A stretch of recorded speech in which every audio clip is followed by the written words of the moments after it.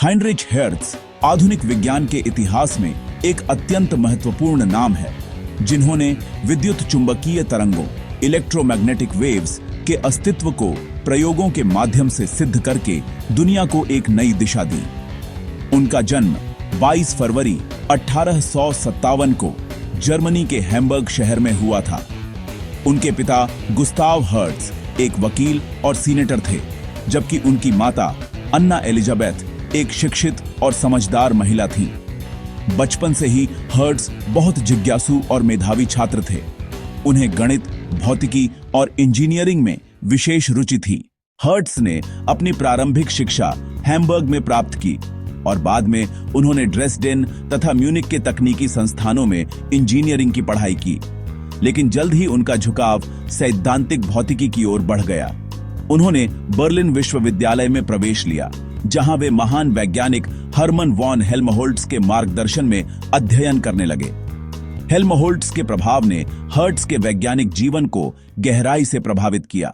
19वीं शताब्दी के अंत में स्कॉटिश वैज्ञानिक जेम्स क्लार्क मैक्सवेल ने एक सिद्धांत प्रस्तुत किया था, जिसमें उन्होंने बताया कि प्रकाश और विद्युत चुंबकीय तरंगें एक ही प्रकृति की होती हैं।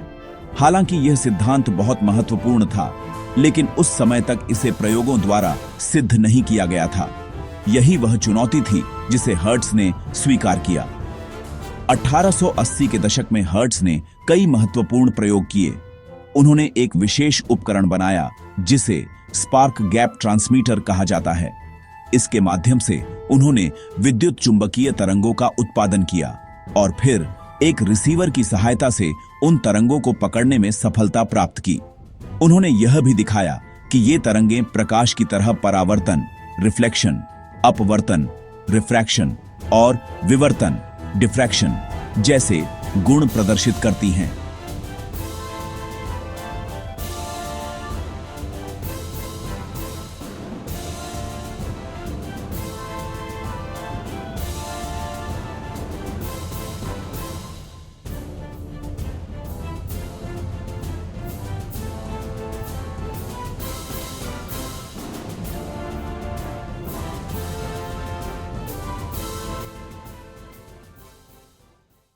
हर्ट्ज के इन प्रयोगों ने यह सिद्ध कर दिया कि मैक्सवेल का सिद्धांत बिल्कुल सही था। यह खोज विज्ञान के इतिहास में एक क्रांतिकारी उपलब्धि थी, क्योंकि इसी के आधार पर आगे चलकर रेडियो, टेलीविजन, रडार और वायरलेस संचार तकनीकों का विकास हुआ। आज हम जो मोबाइल फोन, वाईफाई और सैटेलाइट संचार का उपयोग करते हैं, उसकी नींव हर्ट्ज के इसी कार्य में निहित है।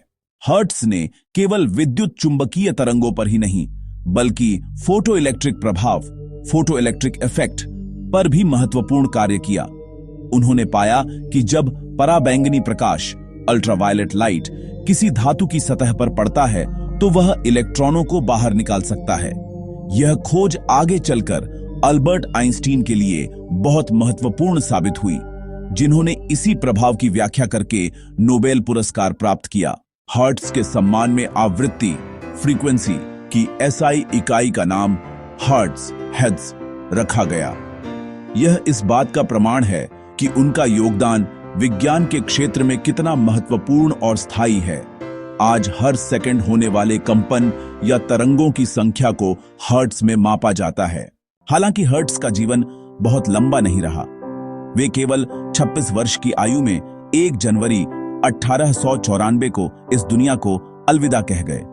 उनकी मृत्यु का कारण एक दुर्लभ बीमारी थी। इतनी कम उम्र में भी उन्होंने जो उपलब्धियां हासिल की, वे आज भी वैज्ञानिकों के लिए प्रेरणा का स्रोत है। हर्ट्ज का व्यक्तित्व बेहद सरल और विनम्र था। वे अपने कार्य के प्रति पूरी तरह समर्पित रहते थे और कभी भी प्रसिद्धि या सम्मान के पीछे नहीं भागे। उन्होंने अपने शोध को मानवता की सेवा के रूप में देखा। यही कारण है कि उनका कार्य आज भी विज्ञान और तकनीक की प्रगति में एक मजबूत आधार के रूप में मौजूद है।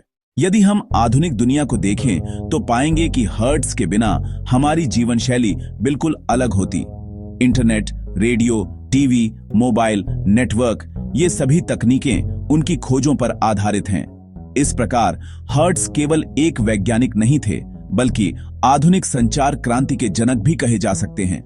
अंततः हेनरिक हर्ट्ज का जीवन हमें यह सिखाता है कि जिज्ञासा, परिश्रम और समर्पण के माध्यम से हम असंभव को संभव बना सकते हैं। उन्होंने अपने छोटे से जीवन में ऐसे कार्य किए जिनका प्रभाव सदियों तक बना रहेगा। विज्ञान की दुनिया में उनका नाम सदैव सम्मान और गौरव के साथ लिया जाएगा।